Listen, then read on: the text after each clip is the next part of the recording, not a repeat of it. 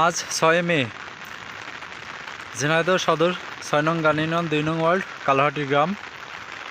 যে ব্রিজটি দেখতে পাচ্ছেন রাজারামের খালের একটি ব্রিজ, মাঠের ব্রিজ। এই মাঠটির নাম খালের উফারের মাঠ বা জেলেপাড়ার মাঠ।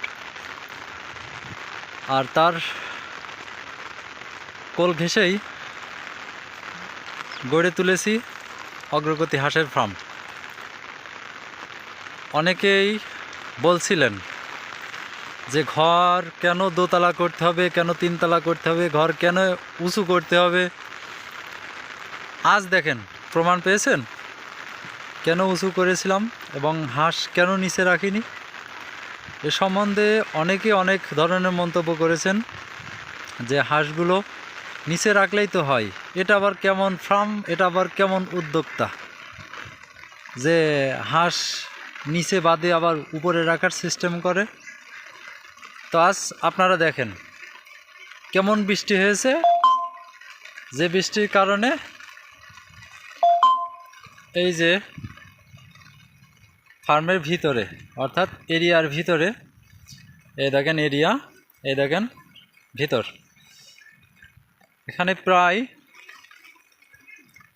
টাকনুর উপরে পানি।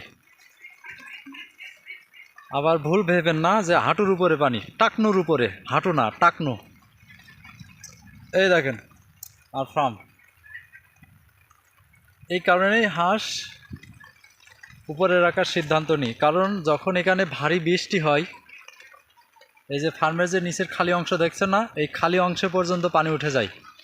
আমরা যে দাঁড়িয়ে আছি এই যে খালের গাবিতে, এটা খালের গাবি এবং রাস্তা যেখানে মানুষ চলাচল করে এবং মাঠে থেকে বিভিন্ন খন্দকুটো আবাদঘাট তারা গাড়ির মাধ্যমে এই রাস্তা দিয়ে বহন করে বাড়িতে নিয়ে যায়।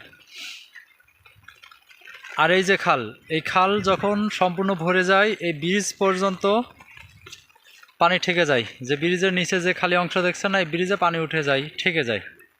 তাহলে এখানে কি অবস্থা হয়, এই যে ঘরটি করেছি, এই ঘরের যে পোতা, এই পোতা অবধি এখানে পানি থাকে। যাক, পোতা ওভার করে যেন উপরে না ওঠে, সেই ক্ষেত্রে আমি 2টা ইট বেশি দিয়েছি। এটা নিয়েও মানুষ অনেক কথা বলেছে যে এত উঁচু ঘর কেন করতে হবে, এত উঁচু দরকার ছিল না, এখানে ঝড় বাঁধবে, ভেঙে যাবে। আপনারা আজকে একটু দেখেন যে আজকে সামান্য বৃষ্টিতে এই অবস্থা, তাহলে যখন ভারী বৃষ্টি হবে, এখানে যখন মাজা অবধি পানি চলে আসবে, তখন ফার্মের কি অবস্থা হবে। যাক, সব কিছু ভেবেই এবং পরিকল্পনার মাধ্যমেই নিজের মতো করে এগিয়েছিলাম এবং এগোচ্ছি। আপনারা দোয়া করবেন, সবাই ভালো থাকবেন এবং আমার ফার্মের জন্য দোয়া করবেন, আমার হাঁসগুলো যেন সুস্থ থাকে, সুন্দর থাকে। আসসালামু আলাইকুম।